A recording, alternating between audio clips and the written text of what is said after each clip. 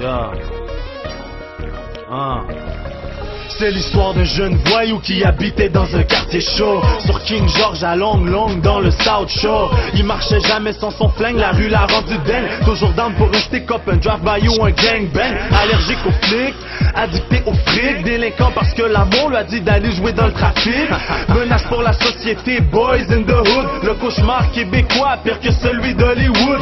Il vend de la poudre pour se nourrir et s'acheter des vêtements. Il en a rien à foutre de la police et du gouvernement. Ses valeurs sont perdues quelque part entre la peur et le respect. Il a des principes mais les citoyens le voient comme un suspect. N'a pas fini son secondaire, c'est la rue qui l'a instruit. Le sexe, la drogue, la violence et l'argent l'ont détruit. Il se sent seul, abandonné à chaque fois qu'il est mal pris. C'est qu'il n'a pas encore compris qu'ici même la vie a un prix. Le sexe, la drogue, la violence et l'argent. Le sexe, la drogue, la violence et l'argent. Le sexe, la drogue, la violence et l'argent. Un mode de vie instauré par les dirigeants. Le sexe, la drogue, la violence et l'argent. Le sexe, la drogue, la violence et l'argent. Le sexe, la drogue, la violence et l'argent. C'est comme ça que j'ai été élevé, désolé monsieur l'agent. C'est l'histoire d'une jeune fille qui habitait dans un manoir. Une maison de demi-million aussi grosse qu'une patinoire. Elle vient d'une famille de riches, ses parents sont pleins à craquer. Tous les garçons rêvent de la voir car elle est belle à croquer.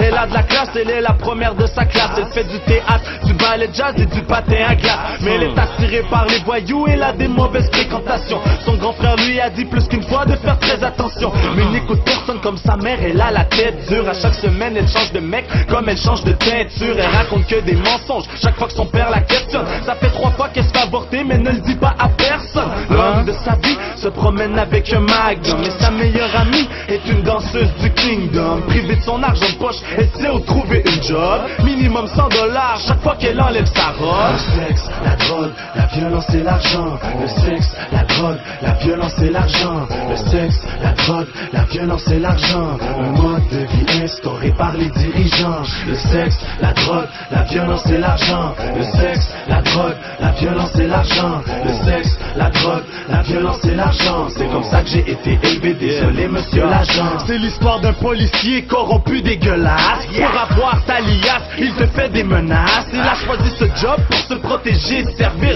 Il tend des pièges à des jeunes sans soucier de leur avenir. Il t'arrête et troll à Chapra ou en prise ton stock. Il rentre dans ton bloc avec son glock, y'a rien qui le stoppe. Tu te tues, il est acquitté, y'en a rien à foutre de quitter. Il peut te poivre et te battre à coups de matraque ou même t'électrocuter. Il connaît le procureur de la couronne, alors son procédure. Tu connais la procédure, devenir un procédure. Même avec le flingue à la ceinture, il se sent insécure. Il fume trop de crack et c'est à son travail qu'il s'en procure. Il essaie de vendre le nom des délateurs au crime organisé. Voit sa face à la télé et il est traumatisé. Et même aujourd'hui on en parle encore beaucoup. Ils l'ont retrouvé dans une chambre de motel à corde au cou.